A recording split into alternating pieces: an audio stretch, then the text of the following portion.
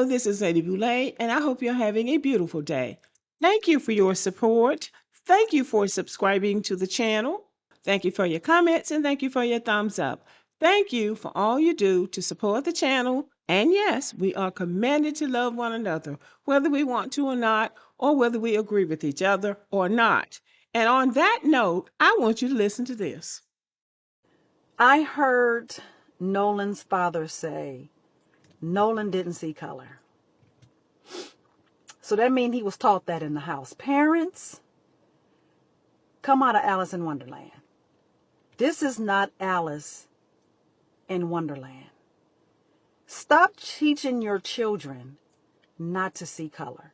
I'm not saying teach them to be prejudiced or to mistreat people or discriminate, but teaching them not to see color, you are doing them a disservice. You are sending them out in a racist world, and you're doing them a disservice. Stop it. Stop it. I have a question. Why are you teaching your children not to see color? What's wrong with color? What's wrong with their color? What's wrong with other people's color? Why isn't it appropriate just to teach them to respect themselves and respect other people and to know danger when you see it? Like white children do pranks. They do pranks on each other. White people hurt each other. They really do. And I can tell you some things that I have seen white people do that black people just don't do because we see safety differently than they do. Now, I'm saying this to be politically correct. What is wrong with you teaching your children to see their color and to like it and to respect it? I guess that's supposed to be a new age thing where you don't see color and everybody is the same and you think that you can walk into any space and be just like everybody else, even though you're different from everybody else.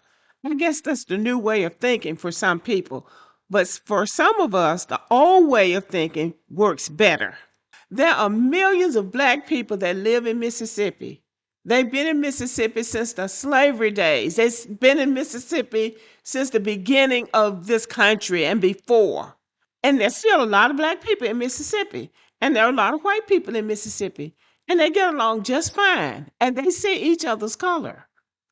And black people know how to move safely or as safe as you can be, even around white people. So you don't have to teach your children not to like white people or to teach your children not to respect white people. You just have to teach your children to be cautious.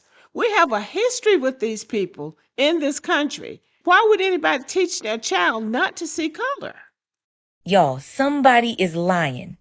Because after Nolan Wells' parents' press conference, this timeline makes even less sense than it did before. Nolan's parents actually went to the exact spot where his body was later found. The day before he was found. Yes, you heard that right. During the press conference, Nolan's father explained that he didn't have a boat the night his son disappeared. So around 5 a.m. the next morning, one of Nolan's coaches offered to take him out to Horn Island.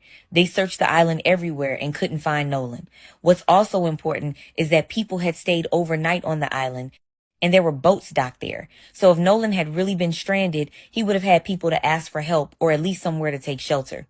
Then the very next day, the family got the call that Nolan's body had washed ashore in an area they had already searched. Now let's talk about what happened at the friend's house. When Nolan's parents went to pick up his car, one of the boys who had been on the boat gave them a hard time about handing over the keys. Nolan's father asked him to check his room. He came back saying he couldn't find them, but then his father overheard him on the phone with a young woman, and she told him the keys were sitting on top of the Xbox. After saying he had already searched the room, he suddenly came back with the keys. Then, once police were on the way, the family reportedly refused any further interaction with Nolan's family or law enforcement. So this gives you some kind of idea about what's going on. I titled this video, Black People Won't Leave Them Alone. We keep hearing, oh, why won't people leave us alone? Why won't they leave us alone? We just want to be left alone. You need to leave them alone. Every time a tragedy happens involving Black people and white people, you can trace it back to one thing. Black people were in a white space where we were outnumbered, unprotected, and really unwelcomed. And then the community reacts like, how could this happen? It happened because it's been happening for 400 years. White spaces have been historically places where Black presence is questioned, places where Black people are hyper visible. And you know what that means. You are the only Black person in the place, and all eyes are on you. Hyper visible. Places where Black people are isolated. Places where Black people are treated as threats. Places where Black people are treated as entertainment. You don't want to admit that, but white people see Black people oftentimes as entertainment. And places where Black people are treated as disposable. And that's why you keep coming up unalived, because they see you as disposable. This isn't new. This is historical repetition. We keep walking into the same rooms expecting a different outcome, and you're not going to get it, because even though you don't see color, they see your color. And this is not accidental, it's about conditioning. Black people are taught that white approval is the highest form of validation. And this is where it's coming from. White proximity equals safety, although it doesn't. White institutions equals legitimacy. And that's why them having a big deal about going to Harvard and going to Yale, although some Black people don't. I just want to make that clear. And we also think, with some truth, that white workplaces equal success. So we chase acceptance in spaces that were never built for us. Now, there is a safe way to live around people, Black people and white people. Now, there are these unforeseen things that happen that we can't control, but we can control a lot of what happens to us. As a matter of fact, we can control most of what happens to us. And as I have said in other videos, there are white people in this country right now who are fighting like hell for their own humanity. Now, this is what I mean by that. Normally I try to stay out of Black people's business, but I want you to know that we know that they killed that boy. He was the only Black gentleman in a group of 4 boys in Mississippi, and an altercation broke out just as Nolan was talking to a female, talking to a girl, excited about talking to a girl.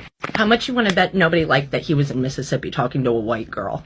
Now, I'm not going to pretend that I know the racist experience. I'm not going to pretend I know the Black experience, but I know the same thing that I knew when Tamla Horsford died, and that is that a single Black human does not go out or into a group of all white people, come out dead, nobody knows what fucking happened, and it's not their fault. There is a reason they say, don't play in the snow by yourself, it's cold. And that's all I'm going to say. I just want to say that I am terribly, terribly sorry to his... Many white people have made videos just like this one, telling Black people they did it. Those boys did it. Even a white girl has posted something on one of the platforms that said that they were beating him up and they were saying, get him, get him, get him. And he was coughing up blood. Now, I don't know if that's true or not, because so much is being said and it's going to be hard to get to the bottom of it. But a lot of white people are coming out and saying something about this. And what they're saying does not look good on the white community, because basically they're saying what we have always said. So we're going to continue to have these incidents if Black people don't teach their children how to be safe in the environment that we live. Like I said before, there are many Black people that live in Mississippi, and they are not coming up dead. There are many Black people who live in these southern states around white people, and we're not coming up dead like this. When white women are involved, it raises the stakes. We're going to continue to have these incidents as long as Black people are telling their children that they don't see color and that they are safe around white people, even if they're the only black. We are going to continue to have these incidents because they've been happening for over 400 years. And if we don't do anything differently, they're not going to do anything differently either. Okay, y'all, thank you for listening and have a good day.